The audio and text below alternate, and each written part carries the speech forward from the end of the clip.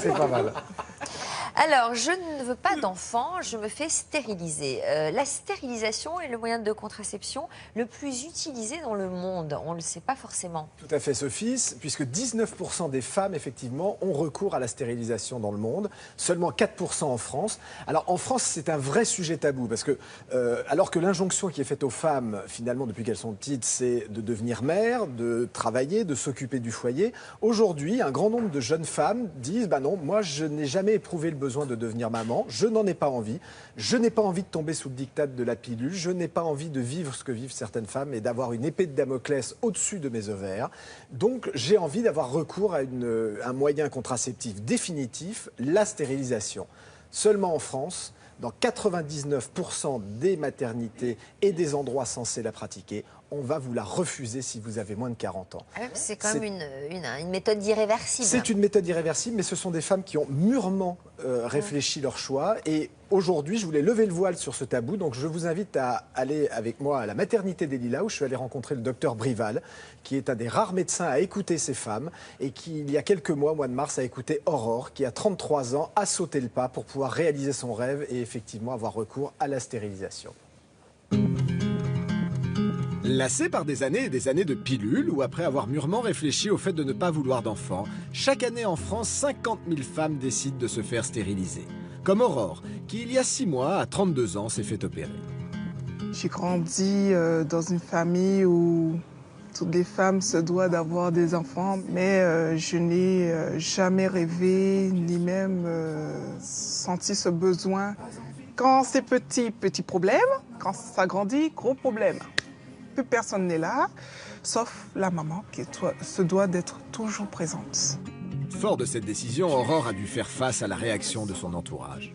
J'ai dû en parler autour de moi. Et bizarrement, celui qui a été le plus bouleversé, ça a été mon frère. Je l'entendais au téléphone, mais qui pleurait, qui était dans un état que... En fait, je ne pensais pas qu'il aurait réagi ainsi. Je pensais que ça aurait été plus ma mère. Elle a été blessée dans son amour propre. Je lui ai fait comprendre, écoute maman, c'est ma vie de femme. Première méthode de contraception dans le monde, la stérilisation reste taboue en France.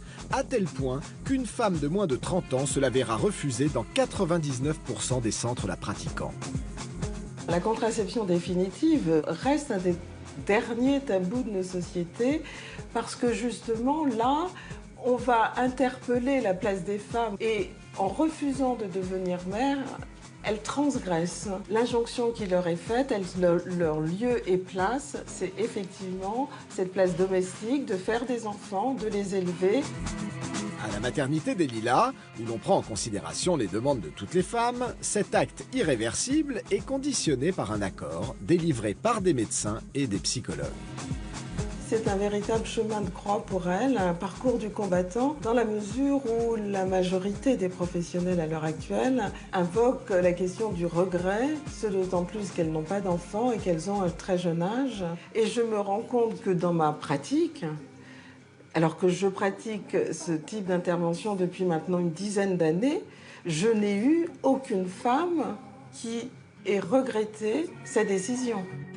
Aujourd'hui, là, ça fait 6 mois. Je suis libre. Je suis même heureuse. Justement, j'ai démarré une relation et la personne accepte pleinement mon choix. Tant pis pour ceux qui pensent que c'est une erreur. Mais au moins, je suis satisfaite.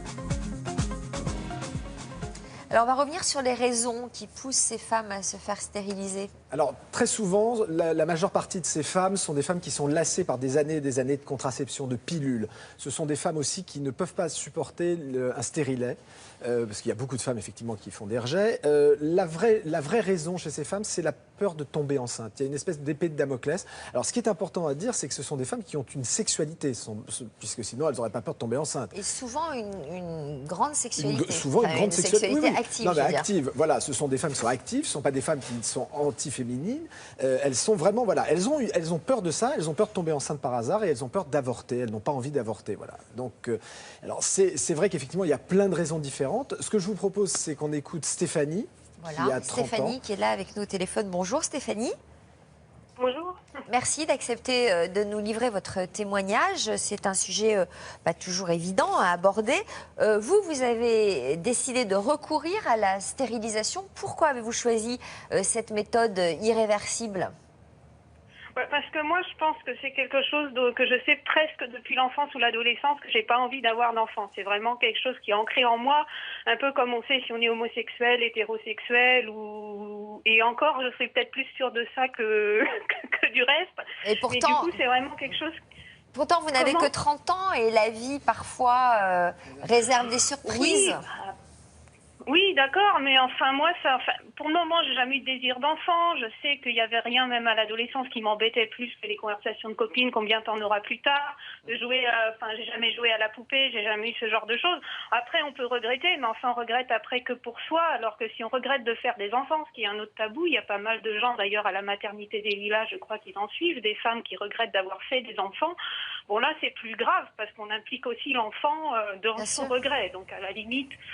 Je me dis, on ne sait jamais. Puis après, dans les deux cas, c'est définitif. Et c'est un choix, effectivement, qu'on ne devrait pas faire à la légère, même d'en faire d'ailleurs aussi, je pense. Est-ce que vous avez eu peur de prendre cette décision ? Non, moi, ça fait des années, en fait, que j'y pensais. Un peu comme l'expliquait David, un peu marre de la contraception hormonale. J'avais tenté de me faire poser un DIU, mais l'examen gynécologique, c'est pas trop mon truc. Donc, voilà, ça n'a pas pu se faire. Et voilà, enfin, DIU, c'est ce qu'on appelle communément un stérilet. Excusez-moi, j'emploie le terme médical, mais c'est un stérilet, en fait, un DIU. Et donc voilà, c'est vraiment, oui, quelque chose qui me tient à cœur depuis longtemps. Qu'est-ce que vous répondez à ceux qui disent et qui pensent que le recours à la stérilisation annihile une grande part de la féminité ? Après, non, je pense pas. On peut tout à fait être une femme sans avoir d'enfant. Enfin, comme on peut être une femme sans se maquiller, comme on peut être une femme sans s'épiler, j'aurais tendance à dire. Il y a plein de manières d'être une femme ou d'être un homme, d'ailleurs. Il y a peut-être des hommes qui aiment se maquiller et tout, pourquoi pas. Moi, je pense que chacun est libre de faire comme il veut, que les choix de chacun sont respectables et que le choix de ne pas avoir d'enfant est un choix tout aussi respectable que d'en avoir, en fait. Moi, ça ne me pose pas de problème que les gens fassent des enfants, bien entendu. Merci beaucoup, Stéphanie. Mais libre à eux. Merci d'avoir accepté de témoigner. Est-ce que c'est simple en France, justement, d'avoir recours à la stérilisation ? Alors, c'est très, très, très compliqué et c'est un vrai scandale et c'est ça que je voulais mettre en exergue ce matin, c'est qu'effectivement, 99% des endroits, des institutions qui sont censées la pratiquer, la refusent à des femmes de moins de 40 ans n'ayant pas eu d'enfants. Et déjà, pour une femme de plus de 40 ans ayant eu des enfants et disant stop, j'en peux plus, on va lui refuser, ça va être le parcours du combattant. Donc il y a une omerta de la part des médecins qui alors vraiment le refus premier, c'est mais vous allez le regretter un jour. Mais est-ce que ça arrive ? Est-ce qu'on en connaît des femmes qui ont eu recours ? Alors, en ayant discuté avec le docteur Brival, qui a effectivement énormément de femmes qui viennent de partout en France pour la consulter, la voir, et ce qui est important de dire, c'est qu'à la maternité des Lilas, avant que la décision soit prise et acceptée, il y a le patient voit des médecins, voit des psychologues, et après, une fois que la personne reçoit l'acceptation, il y a un délai de 4 mois de réflexion. Le docteur Brival n'a pas de personnes qui sont revenues vers elle en lui disant « je regrette ce qui s'est passé ». Il y a seulement 5% des femmes qui ne donneront pas suite après l'accord. Mais il faut vraiment lever le voile sur ça, parce que c'est vraiment, il y a une omerta en France sur ça, et les femmes n'ont pas de droit, et ça va même plus loin et je m'arrête après.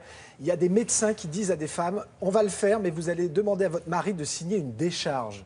Au nom de quoi, aujourd'hui, en 2016, une femme n'a pas le droit de décider pour son corps. On est loin de 1965 où la femme avait besoin de son mari pour avoir un compte en banque et avoir le droit de travailler. Donc il faut changer les choses. Ces femmes ont le droit à la contraception définitive, à nous de faire évoluer les choses et parlons-en à la télévision. Alexandre ? Sur nos réseaux sociaux, effectivement, pas mal de gens ont peur, comme Clotilde, qui habite à Marmande, du côté irréversible de cette situation. Et le côté, elles sont assez dubitatives. Clotilde nous dit... Alors c'est vrai qu'on peut avoir recours à l'insémination quand même. Clotilde nous dit il ne faut pas se fermer les portes, vous risquez de le regretter un jour. Qui dit qu'un jour vous n'allez pas rencontrer le prince charmant et avoir envie de lui faire des enfants? Voilà, en gros, c'est ce qui est dit sur Internet. Attention, parce qu'il ne faut pas tout confondre. Faut pas mélanger. Le prince charmant existe probablement dans la vie de ces femmes-là. Le prince charmant existe. Aurore a rencontré quelqu'un après son opération au mois de mars. Elle lui a dit voilà, j'ai décidé, je n'aurai plus d'enfants. J'ai eu recours à la stérilisation. Il l'a compris. C'est pas parce qu'elle ne peut pas avoir d'enfants qu'il ne va pas l'aimer. Voilà, et on ne fait pas le même procès d'intention aux hommes qui ont recours à la vasectomie. Pourquoi ? Vous nous en parlerez la prochaine fois. J'en parlerai la prochaine fois. Voilà. Vous vouliez intervenir? Non, je disais, oui, pourquoi Pourquoi Parce les que- hommes ont recours Parce à que la dans l'idée de la société, la femme doit être mère. Voilà. Alexandre. Je vais me charger de la transition qui n'est pas facile. Oui. On va passer au bouchon de liège, derrière ce sujet, avec une chanson qui, à mon avis, va très très bien.